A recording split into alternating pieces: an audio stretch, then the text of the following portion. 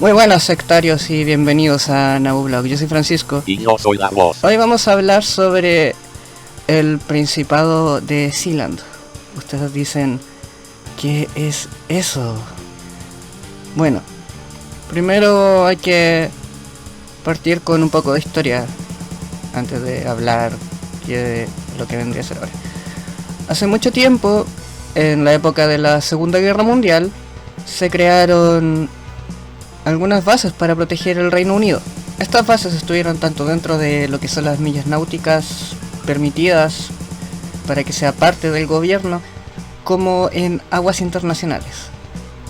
Lo que ocurrió fue que el futuro primer príncipe del Principado de Sealand, el entonces comandante británico Roy Bates, tomó una de estas bases para crear una estación de radio. Él la llamó Radio Essex y la fundó en el antiguo fuerte Knock-on. Tiempo después tuvo problemas con el gobierno, ya que las transmisiones eran ilegales. ¿Qué quiere decir ilegal?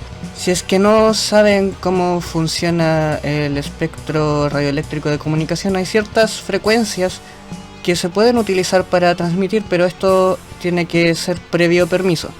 Acá no se hizo, como pasa con muchas radios locales o que a veces la señal entra. Esto es curioso porque a veces sí se arrienda el espectro radioeléctrico, pero la señal pasa a los espectros cercanos que no están permitidos, así que esto no es algo tan poco común.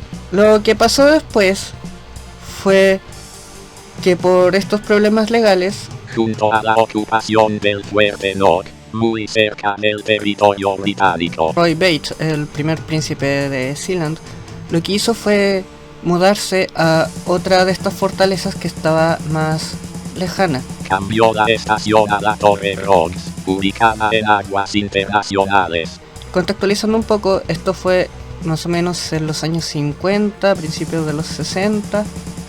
Entonces ya estando más lejos, en aguas internacionales, él no debería tener este problema. El tiempo siguió pasando y el Reino Unido decidió deshacerse de todas estas torres que quedaron de la Segunda Guerra Mundial. Sealand ya estaba fundada, así que la familia real vio como todas las otras torres se convertían en escombros. Llegaron amenazas para que ellos abandonaran el lugar, así que por su seguridad la familia real tuvo que dejar Sealand por un tiempo. Al príncipe Roy se le envió una citación bajo la ley de armas de fuego del Reino Unido, pero el juez dijo que no tenía jurisdicción sobre Sealand, siendo este su primer reconocimiento internacional. El príncipe Bates era ciudadano británico, así que fue llevado a juicio y aquí se llegó a la conclusión de que Sealand no era parte del Reino Unido, entonces no había jurisdicción para acusarlo de nada. Siguió pasando el tiempo, Sealand se convirtió en principado ya con este pequeño reconocimiento internacional y con otras cosas que pasaron en el futuro, y el puesto después fue tomado por su hijo, el actual príncipe Michael.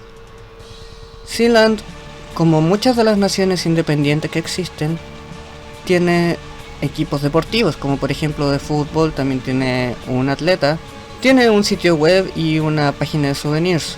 El actual príncipe Michael, que es el que está en el poder desde el 2012, ha hecho una fuerte campaña en la web y en redes sociales, por eso Sealand en la actualidad es mucho más conocido que antes, siendo que es una nación que ya lleva casi medio siglo.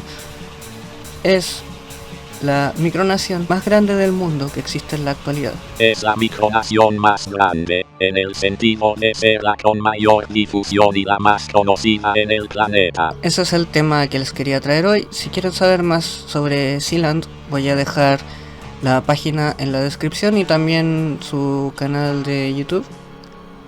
Y no se olviden de comentar, suscribirse a mi canal y al de Sealand.